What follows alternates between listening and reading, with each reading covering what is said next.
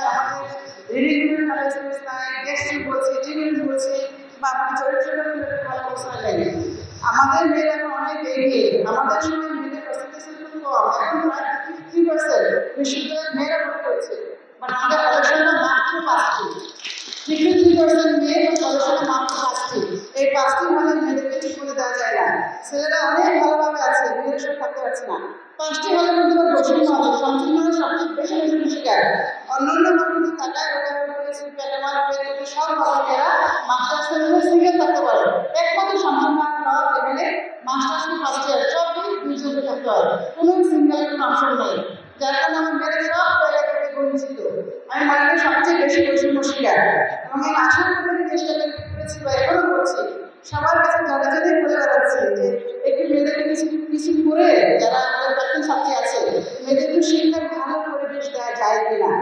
আমরা তো জায়গা বাড়াতে পারছি না, যে ক্যাপাসিটি বাড়াতে পারছি না, এক্সিস্টিং ক্যাপাসিটি রিসোর্সেসের মধ্যে ওদেরকে একটু ভালো রাখতে পারি কিনা সেই চেষ্টার একটা অংশ হিসাবে আমাদের তো বলেছিলাম 3টি জায়গায় আমরা নিয়েছিল। একটা ছিল আমাদের গেস্ট রুম, আমি সেটা কিছু গেস্ট রুম কিছু একদম প্লাস্টিকের চেয়ার দেয়, একদম প্লাস্টিক চেয়ার দেয়, টিভি রুমে বা কিছুই নেই, একদম ভালো অবস্থায় নেই, একটা কার্পেট অনেক আগের পুরোনো, কতটা তো ভালো ছিল না।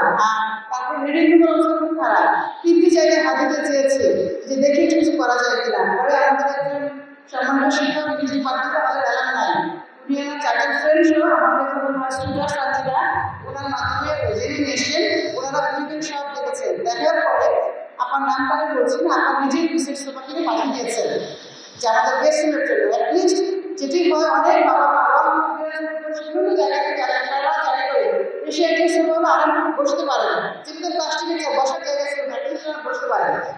এরপরে ওই যে আপনারা আজকে ম্যাডামের ওনারা নিয়ে কিছুদিন পরে আমাকে ফোন দিলেন যে আমরা কন্ট্রিবিউট করতে চাই, তখন ওনারা একটা টাকা দিলেন।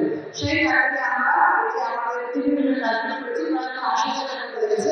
তারপর করেছি আর সোফা দিয়েছি, আমাদের যে এক্সিস্টিং সোফা ছিল সেগুলোতে রং করে কুশনটা কাভারটা সেটা আমরা বানিয়ে আমরা কিছু টাকা দিয়ে ওইটা তো হয়নি, তারপর আমরা দিয়েছি।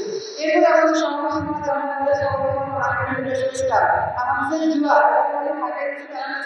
ওনাদেরকে আমি অ্যাডমিশন দিয়েছি যে আমার কালকে একটু ডেভেলপ করা যায় কিনা। শুধু এটা না, 18টি ব্যাংকে আমাদের যাদের সরকারি ব্যাংক আছে প্রাইভেট ভালো ব্যাংক সব কিছু লিখেছি যে হলে কন্ট্রিবিউট করে অনেক আগে পাশ করেছে, অনেক কিছু করতে চান বা জায়গাটা পান না, সেরকম কিছু করতে পারেন, সেজন্য আমি চিঠি দিয়েছি।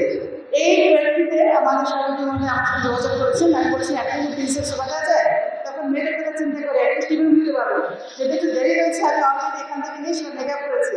একটা যখন যেহেতু মেকআপ করেছি আমাদেরকে বলেছি তাহলে এখন 3টা সেমিস্টার দিলে আমাদেরকে একটু ফর্মাল অ্যাপ করছে, যাতে আমরা প্রোগ্রাম মানে বিশ্বমশাই আসেন বিশ্বমশাই আসেন তাহলে একটু বসা চাই দিতে পারি না।